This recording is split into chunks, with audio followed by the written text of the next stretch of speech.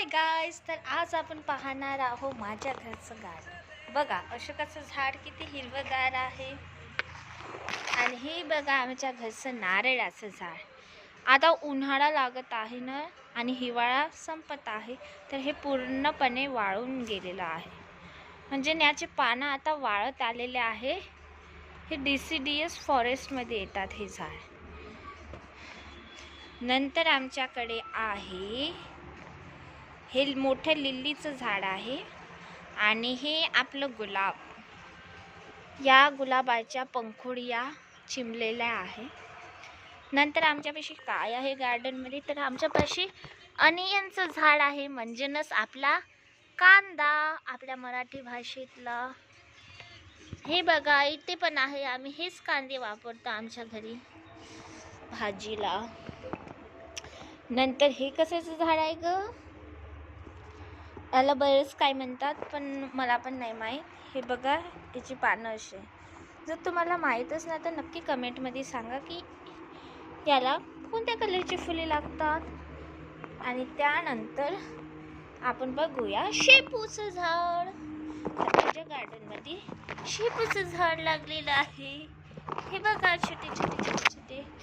आणि हे बघा या गुलाबाला किती गोड असं गुलाब लागलेलं आहे बघा. Wow, so sweet. नंतर हे आहे पान. आम्ही हे पान खात असतो थोडा ओवा टाकून. नंतर हे आहे शिर्डी गुलाब.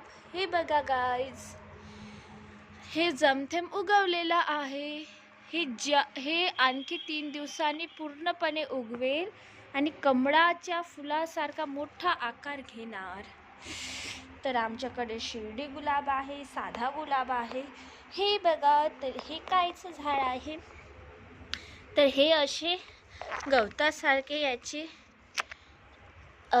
देठिया आहे आणि याला व्हाईट कलरची अशी फुले लागतात. पावसाळ्यात जास्त करून लागतात. आणि हे आहे आमच्याकडे वन अगेन अशोकचं झाड. आणि हे आहे विद्येचं झाड, जे आपल्या पुस्तकात ठेवल्याने आपली विद्या वाढत असते, अशी मनाची म्हण आहे. तर हे गाईज खाली असलेली पूर्ण झाडं आहे आमच्या घरची. तर